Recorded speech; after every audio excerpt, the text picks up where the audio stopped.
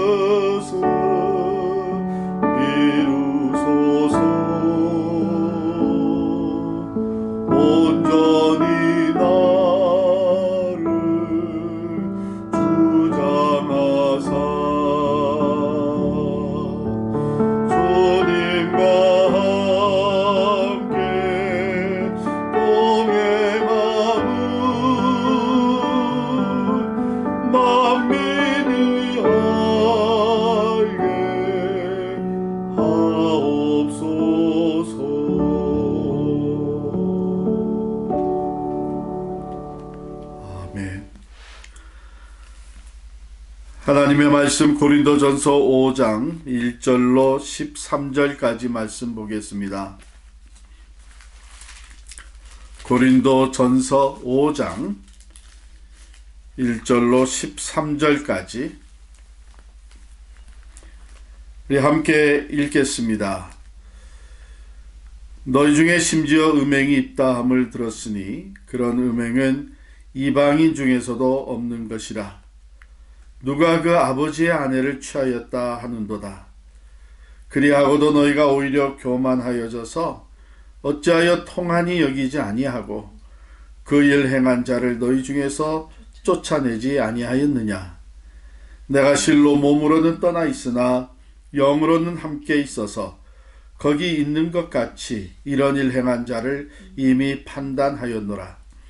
주 예수의 이름으로 너희가 내 영과 함께 모여서 우리 주 예수의 능력으로 이런 자를 사탄에게 내주었으니 이는 육신은 멸하고 영은 주 예수의 날에 구원을 받게 하려 함이라. 너희가 자랑하는 것이 옳지 아니하도다. 적은 누룩이 온 덩어리에 퍼지는 것을 알지 못하느냐. 너희는 누룩 없는 자인데 새 덩어리가 되기 위하여 묵은 누룩을 내버리라. 우리의 유월절 양 곧 그리스도께서 희생되셨느니라. 이러므로 우리가 명절을 지키되 묵은 누룩으로도 말고 악하고 악의에 찬 누룩으로도 말고 누룩이 없이 오직 순전함과 진실함의 떡으로 하자. 내가 너희에게 쓴 편지에 음행하는 자들을 사귀지 말라 하였거니와 이 말은 이 세상에 음행하는 자들이나 탐하는 자들이나 속여 빼앗는 자들이나 우상 숭배하는 자들을 도무지 사귀지 말라 하는 것이 아니니 만일 그리하려면 너희가 세상 밖으로 나가야 할 것이라. 이제 내가 너희에게 쓴 것은 만일 어떤 형제라 일컫는 자가 음행하거나 탐욕을 부리거나 우상 숭배를 하거나 모욕하거나 술 취하거나 속여 빼앗거든 사귀지도 말고 그런 자와는 함께 먹지도 말라 함이라. 밖에 있는 사람들을 판단하는 것이야 내게 무슨 상관이 있으리오마는 교회 안에 있는 사람들이야 너희가 판단하지 아니하랴. 밖에 있는 사람들은 하나님이 심판하시려니와 이 악한 사람은 너희 중에서 내쫓으라. 아멘. 기도하겠습니다. 거룩하신 하나님, 내가 거룩하니 너희도 거룩하라고 말씀하신 하나님, 예수 그리스도 안에서 우리를 의롭다 하시고 성령을 보내주셔서 우리로 거룩하신 하나님의 자녀로 변화되어지게 하시고 거룩한 그리스도의 몸된 교회를 이루게 하시는 하나님을 찬양합니다. 오늘 주신 말씀을 겸허한 마음으로 받아들여 하나님 앞에 거룩한 사람으로 거룩한 교회로 더욱 아름답게 세워져 가게 하여 주옵소서. 예수님의 이름으로 기도하옵나이다. 아멘.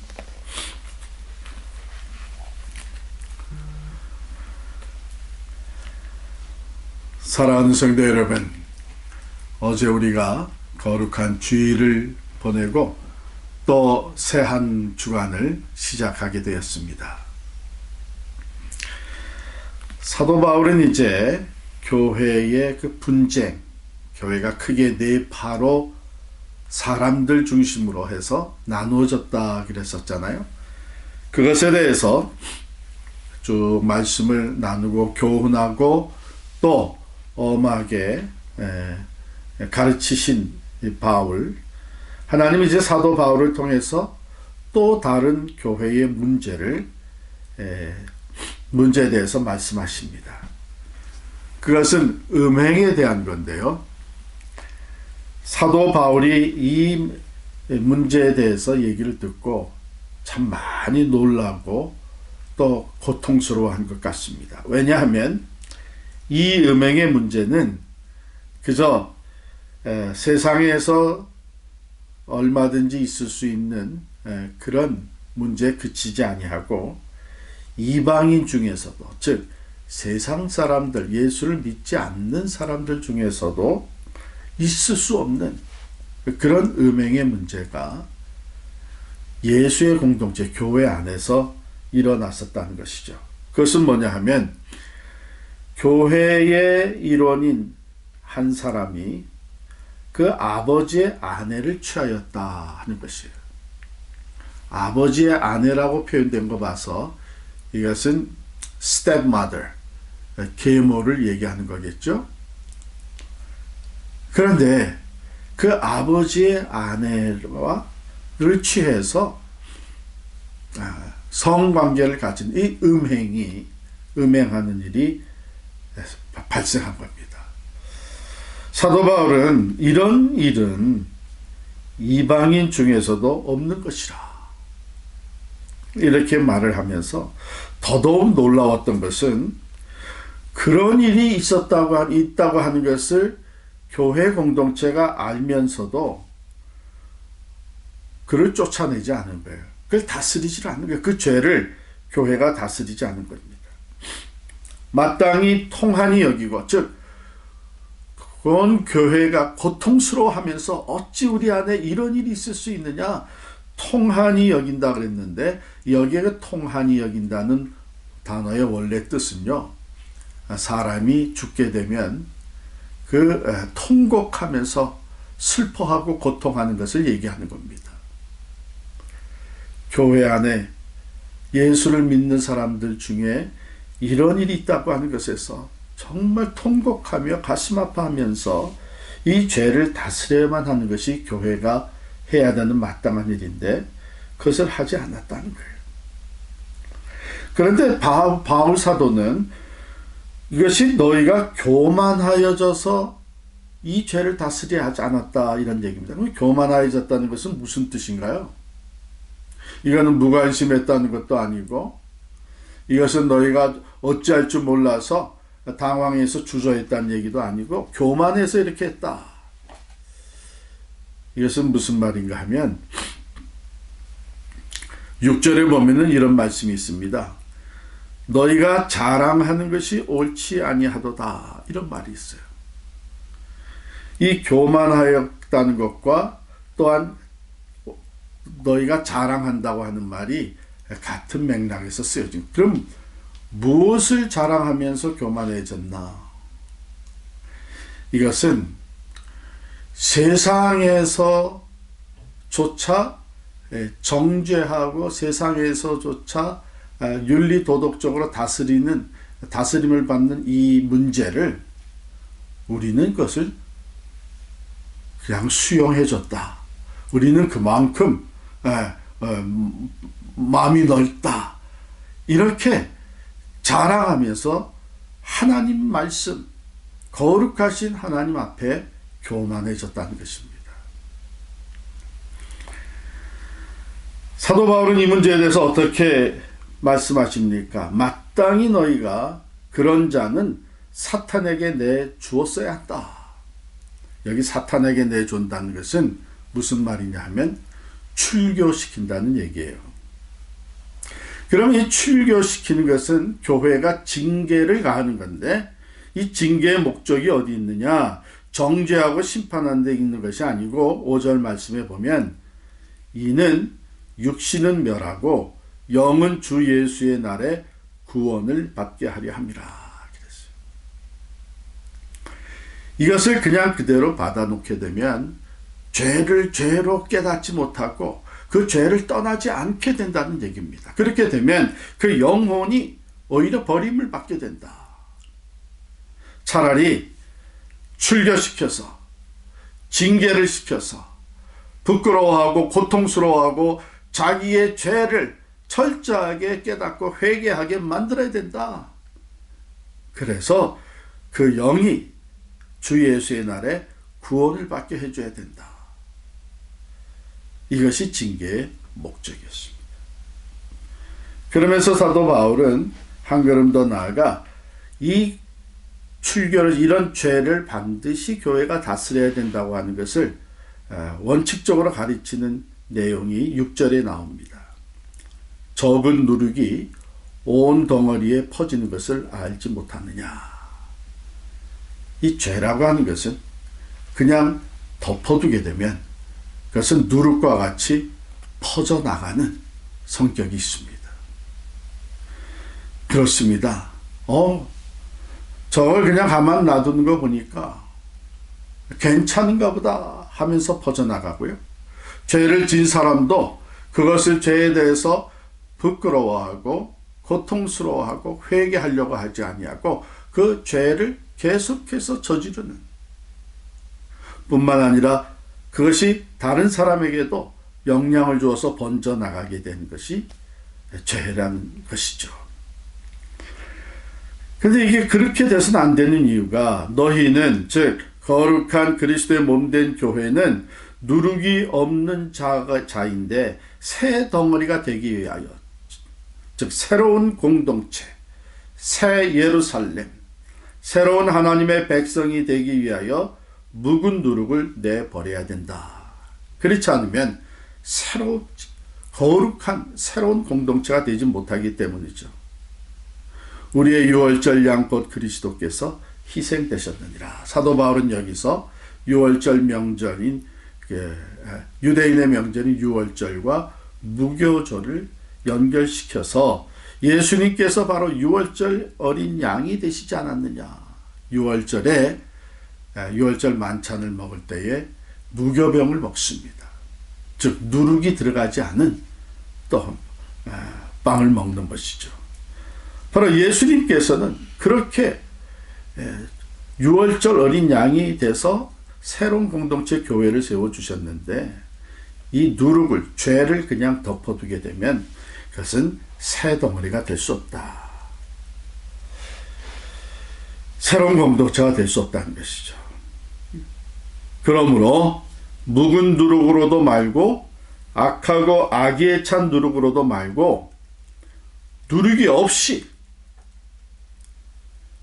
죄가 없이 오직 순전함과 진실함의 떡으로 하자.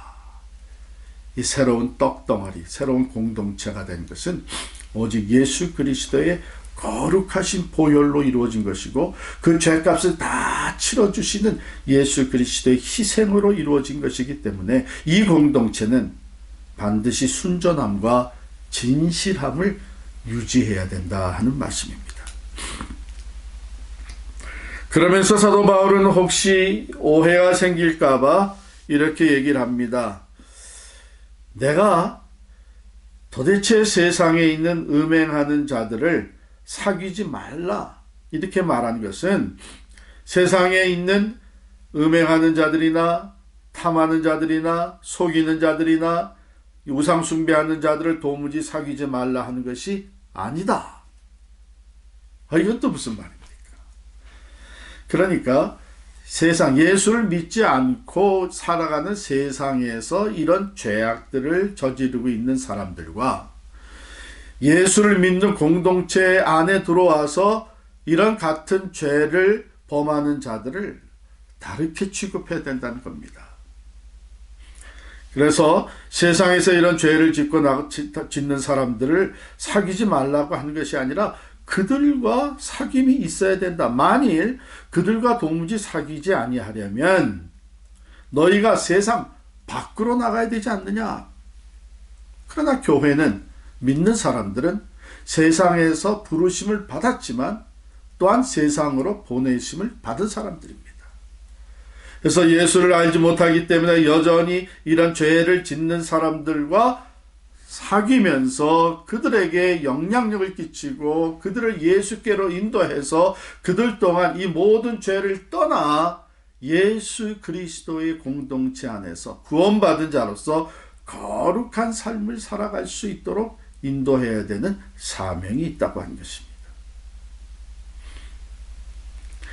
그러나 만일 이미 예수를 믿고 거룩한 공동체에 들어온 사람이 여전히 그런 죄를 짓게 되면 음행이나 탐욕이나 우상숭배나 속이는 일이나 이런 죄를 짓게 되면은 그들과는 사귀지 말고 함께 먹지도 말고 오히려 그들을 내쫓으라.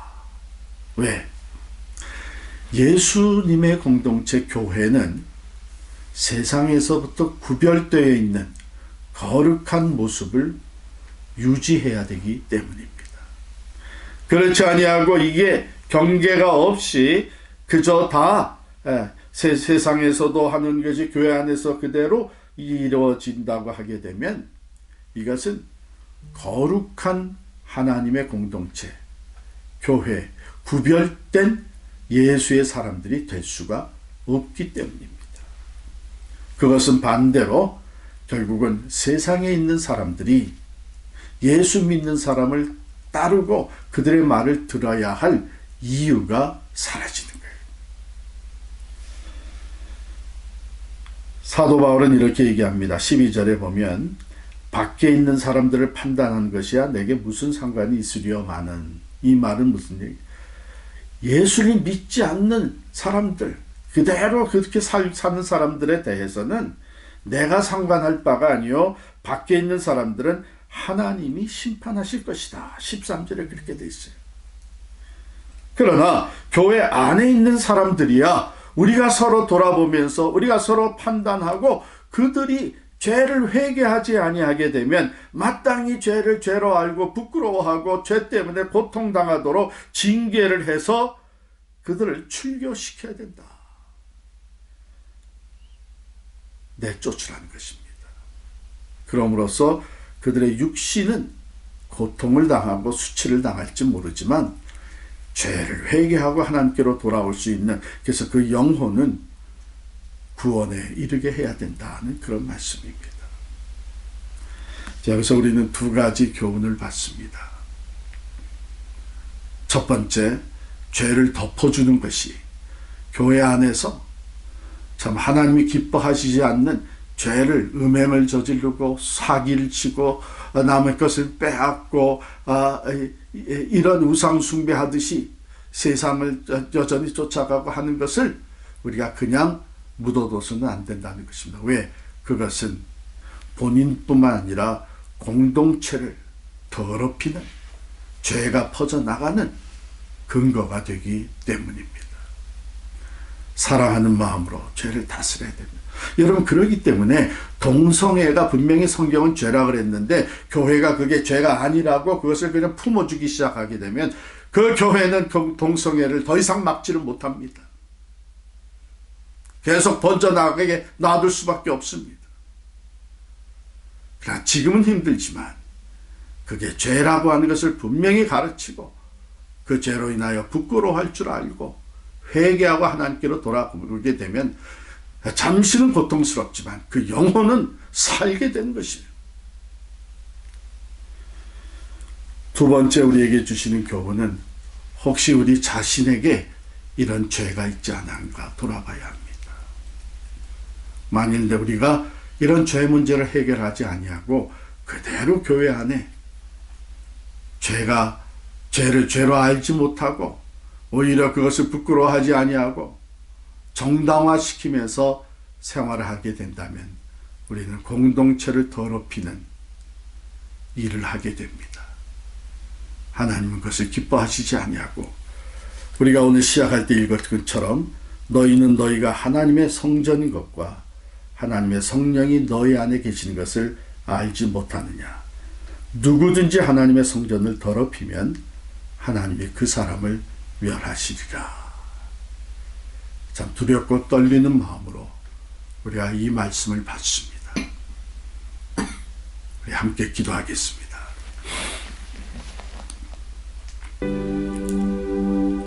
하나님 아버지, 오늘 우리가 어떤 존재인 것을 다시 한번 확인시켜 주셔서 감사합니다. 우리는 세상의 모든 죄와 더러운 것에서부터 예수 그리스도의 그 존귀하신 고귀한 보혈로 씻음을 받고 거룩한 공동체, 주님의 몸된 교회의 지체가 되게 하셨습니다. 이제 우리에게 주어진 사명은 세상에서 구별된 이 공동체, 교회가 거룩함을 유지해 나가는 사명이 있는 것을 다시금 깨닫습니다. 오 주여, 나로부터 시작해서 우리 온 교회가 항상 거룩한 하나님의 모습을 나타내 보이게 하시고 거룩한 하나님이 성령으로 거하시는 교회로서 부족함이 없도록 우리를 늘 깨끗게 하여 주시옵소서.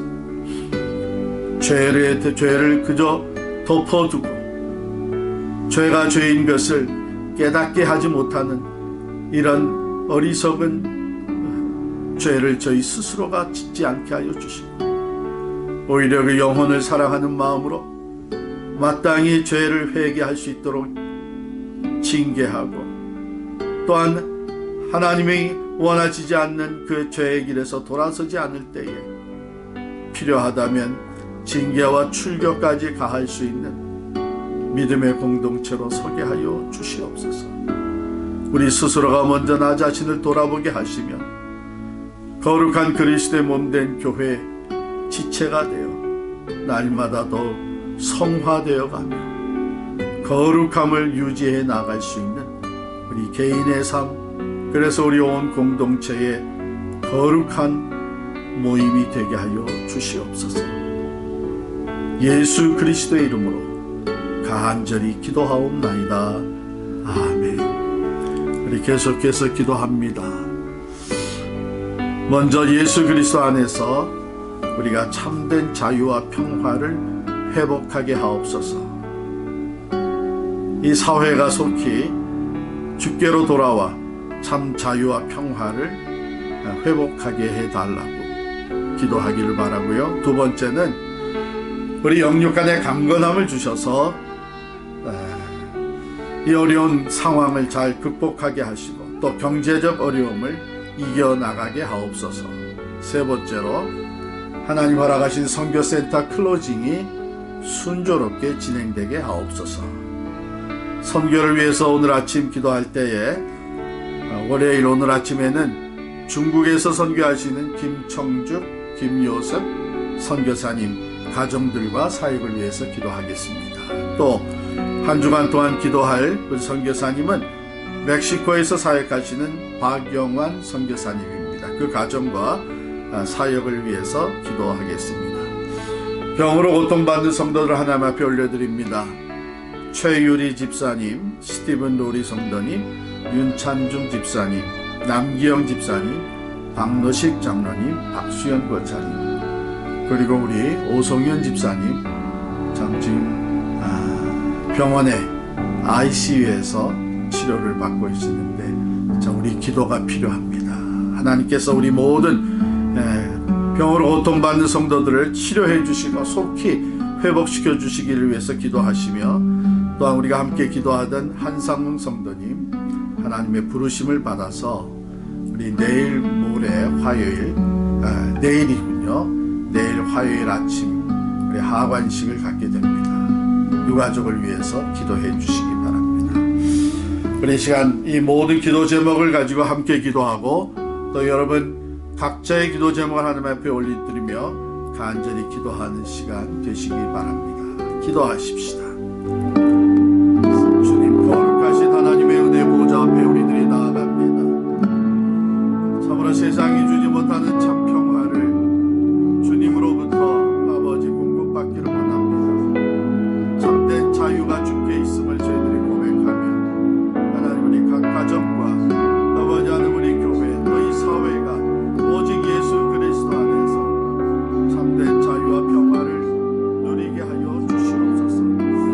하나님 아버지, 우리의 영육 간의 강건함을 허락하여 주시사 참으로 육체적이고 또 정신적이고 영적인 곧 어려움과 고통을 다 극복하게 하시고 경제적인 어려움도 잘 하시도록 주님 역사하여 주시옵소서. 하나님 아버지, 참으로 선교센터를 우리에게 허락하시니 감사합니다. 클로징하는 모든 절차 속에 주님 친히 간섭하여 주셔서 은혜롭게 이루어지게 하여 주시고 이 모든 일 가운데 하나님이 살아 역사하시고 우리들이 다시금 확인하며 기뻐하며 하나님을 찬양하게 하여 주시옵소서. 오 주님, 이 모든 것에 필요한 것을 주님 공급해 주시기를 원합니다. 하나님 아버지의 선교를 위해서 부름받아 충성을 다하는 선교사님들 하나님 올려드립니다. 중국에서 선교하신 우리 김청준, 김여셉 선교사님 기억하여 주옵소서. 저들의 신변을 안전하게 지켜주시고 강건함을 더입혀 주시고 담대한 믿음으로 선교의 사명을 감당할 때에 하나님 함께하여 주시사 놀라운 능력이 나타나게 하시고 복음의 역사 열매가 붙게 해주시고 하나님의 나라가 중국 땅이 변화되어지는 놀라운 역사를 일으켜